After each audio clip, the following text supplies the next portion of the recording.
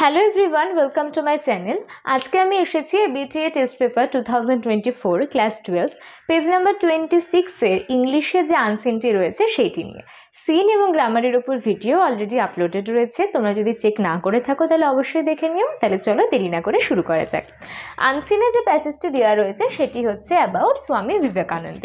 তাহলে স্বামী বিবেকানন্দ সম্পর্কে যে আনসিনটি রয়েছে সেটিকে আমরা এবার শুরু করব। কোশ্চেন আনসার যাওয়ার আগে আমরা ভালো করে আনসিনটিকে পড়বো এবং তার অর্থকে বোঝার চেষ্টা করব। Swami Vivekananda argued that men and women are not at odds with each other. Swami Vivekananda এই বিষয়টি নিয়ে আর্গিউ করেছেন বা তর্ক করেছেন বা এই কথাটিকে প্রতিষ্ঠা করতে চেষ্টা করেছেন যে পুরুষ এবং নারীরা কোনোভাবেই অ্যাট অডস মানে হচ্ছে বিবাদে থাকা বা একে অপরের প্রতিপক্ষ হওয়া, এইরকম ধরনের ঘটনা কিন্তু না যে তারা একে অপরের প্রতিদ্বন্দ্বী। নাইদার মেল নর ফিমেল ইজ সুপিরিয়র, না মেলরা সুপিরিয়র না ফিমেলরা সুপিরিয়র। সুপিরিয়র কথার অর্থ হচ্ছে অধিক শক্তিশালী। To describe women as inferior, এই একটি নারীকে বা স্ত্রী জাতিকে ইনফেরিয়র বা দুর্বল দেখানো, ইনফেরিয়র অর্থাৎ দুর্বল, because they are unable to cope with the physical strength, যেহেতু তারা শারীরিক সক্ষমতার দিক থেকে খানিকটা দুর্বল। কোপ উইথ কথার অর্থ হচ্ছে ম্যানেজ করা বা মানিয়ে নেওয়া। or men is to use a false standard to judge their potential, অথবা সেই পুরুষরা সেই ফিজিক্যাল অ্যাবিলিটি বা স্ট্রেংথকে তাদের সক্ষমতা হিসাবে পরিচয় দেয়, পোটেনশিয়াল বা ক্ষমতা হিসাবে। হি সাজেস্টেড, তিনি কি বলেছেন, তাহলে তিনি বলছেন যে না নারীরা ছোট না পুরুষরা ছোট, কারাও মানে কোনো জাতি কিন্তু সুপিরিয়রও না ইনফেরিয়রও না। আমরা যদি ক্ষমতাকে এইভাবে দেখি শুধুমাত্র ফিজিক্যাল স্ট্রেংথের দিক থেকে, তাহলে সেটি ভুল হবে। তিনি কি সাজেস্ট করেছেন, instead of harping on equality of sexes, লিঙ্গর ওপর বেশি বেশি করে বৈষম্য করার থেকে, হি ইন্ট্রোডিউস দ্য আর্গুমেন্ট, তিনি কি করেন, তিনি একটি নতুন তর্ক বা নতুন যুক্তিকে তিনি ব্যাখ্যা করেন। The perfect balance and harmony in nature, কি সেটা হচ্ছে প্রকৃতির ভেতর বজায় থাকা যে অদ্ভুত সুন্দর ভারসাম্য, সেইটির ওপর তিনি তর্ক করেন। টু প্রুভ দ্যাট, এটাকে প্রমাণ করার জন্য যে living beings are cast in varied moulds to perform and different types of functions and thus each holds a unique position in the cosmological order. এই প্রকৃতিতে থাকা প্রত্যেকটা প্রাণীর কিছু আলাদা ফাংশন রয়েছে, তাদের কিছু নির্দিষ্ট কাজ রয়েছে এবং এই আলাদা আলাদা কাজের জন্যই তারা প্রত্যেকেই একটা পজিশন বা স্থান হোল্ড করে রেখেছে, যেটা ইউনিক, যেটা ব্যতিক্রমী, কেউ কারোর সঙ্গে কখনো কোনো তুলনাতে আসতে পারে না। ইন দ্য কসমোলজিক্যাল অর্ডার, এই পুরো বিশ্বব্রহ্মাণ্ড জুড়ে। লাইক শ্রী রামকৃষ্ণ পরমহংস, কার মতো, শ্রী রামকৃষ্ণ পরমহংস দেবের মতো। তিনি কে ছিলেন, তিনি ছিলেন হি স্পিরিচুয়াল প্রিসেপ্টর। প্রিসেপ্টর মানে হচ্ছে গুরু, স্পিরিচুয়াল অর্থাৎ আধ্যাত্মিক। তাহলে আমরা জানি রামকৃষ্ণ পরমহংসদেব স্বামী বিবেকানন্দের আধ্যাত্মিক গুরু ছিলেন।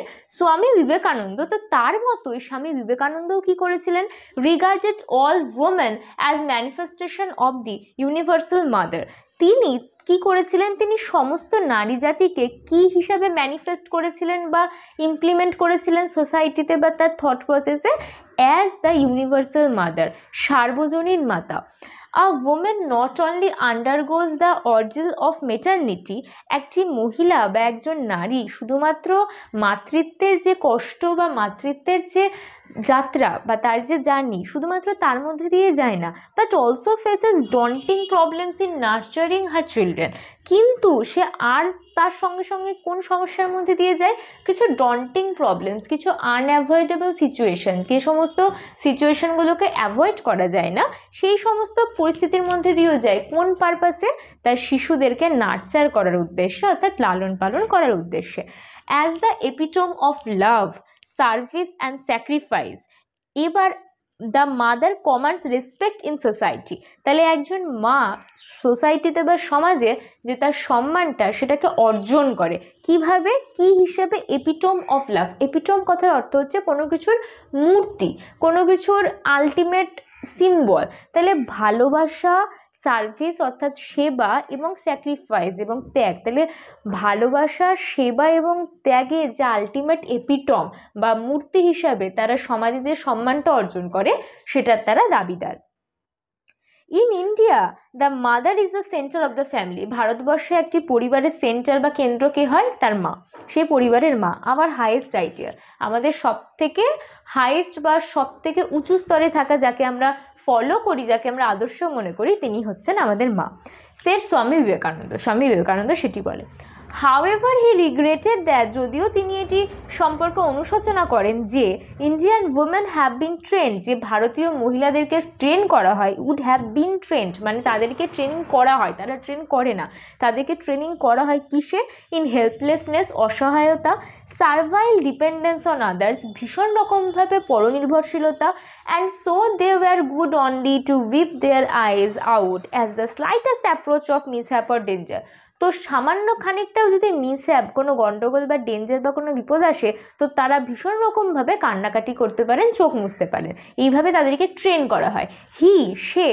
সে অর্থাৎ Swami Vivekananda also regretted that parents in India, যে ভারতবর্ষে যারা পেরেন্টস রয়েছেন, বাবা মা রয়েছেন, regarded girls as liability and married them off at an early age, তারা মেয়েদেরকে নিজেদের ঘাড়ের বোঝা মনে করেন এবং খুব কম বয়সে তাদেরকে বিয়ে দিয়ে দেন। এই সম্পর্কেও তিনি তার রিগ্রেট বা অনুশোচনা জাহির করেছেন। He complimented the British government for passing the Age of Consent Act 1891, which prohibited a man under the threat of penalty to marry a girl child below 12. তো তিনি কি করেন? তিনি কমপ্লিমেন্টেড, তিনি আরও বেশি করে ব্রিটিশ গভর্নমেন্টের নেওয়া যে পদক্ষেপ, যেটাতে ব্রিটিশ গভর্নমেন্ট কি করেছিল, একটি কনসেন্ট অ্যাক্ট পাস করেছিল বয়সের ওপর 1891 সালে, যেটাতে একটি ম্যানকে বা একটি পুরুষকে আটকানো হতো কিসের ভয় দেখিয়ে? পেনাল্টি, শাস্তি, ক্ষতিপূরণের ভয় দেখিয়ে, যে সে যদি 12 বছরের নিচে কোনো মেয়েকে বিয়ে করে তাহলে তাকে উপযুক্ত জরিমানা দিতে হবে। এই বিষয়টিকে স্বামী বিবেকানন্দ কমপ্লিমেন্ট দিয়েছিলেন বা প্রশংসা করেছিলেন। এখানে আমাদের আনসিন প্যাসেজটি কমপ্লিট হচ্ছে। এবার আমরা যাব ট্রু ফলসে। প্রথম প্রশ্নে বলছে Swami Vivekananda argued that men and women are at odds with each other. তিনি বলেছিলেন যে মেন আর ওমেন যারা, তারা একে অপরের অড মানে একে অপরের প্রতিপক্ষী। তাহলে এই ক্ষেত্রে উত্তর হবে ফলস, না, তিনি এটি বলেননি। আর সাপোর্টিং স্টেটমেন্ট বা সাপোর্টিং ফ্রেজ যদি আমরা দেখি, তাহলে প্রথম বাক্যতেই আমরা দেখব Swami Vivekananda argued that men and women are not at odds with each other. পরবর্তী প্রশ্ন বলছে Swami Vivekananda was Shri Ramakrishna spiritual preceptor. তাহলে আমরা জানি এটাও ফলস হবে, পরবর্তী প্রশ্নটাও ফলস হবে। কেন? কারণ শ্রীরামকৃষ্ণ ছিলেন স্বামী বিবেকানন্দের স্পিরিচুয়াল প্রিসেপ্টার। আর সাপোর্টিং স্টেটমেন্টে আমরা দেখতে পাবো লাইক শ্রী রামকৃষ্ণ পরমহংস কমা দিয়ে হি স্পিরিচুয়াল প্রিসেপ্টার। তাহলে এই ক্ষেত্রে ফ্যাক্টটি উল্টো দেওয়া রয়েছে, তাহলে অ্যান্সার হবে ফলস। থার্ড কোয়েশ্চেন বলছে Swami Vivekananda said that in India the mother is the centre of the family. তাহলে এই ক্ষেত্রে আমরা উত্তর করব ট্রু, কারণ এখানটাতে আমরা পেয়েছি যে in India the mother is the centre of the family our highest ideal Swami Vivekananda shed. তাহলে এই ক্ষেত্রে উত্তর হবে ট্রু। পরবর্তী প্রশ্নে বলছে the age of consent act was passed in 1892। তাহলে এটাও হবে ফলস, কারণ আমরা দেখেছি যে এজ অফ কনসেন্ট অ্যাক্ট এটা পাস হয়েছিল 1891-এ।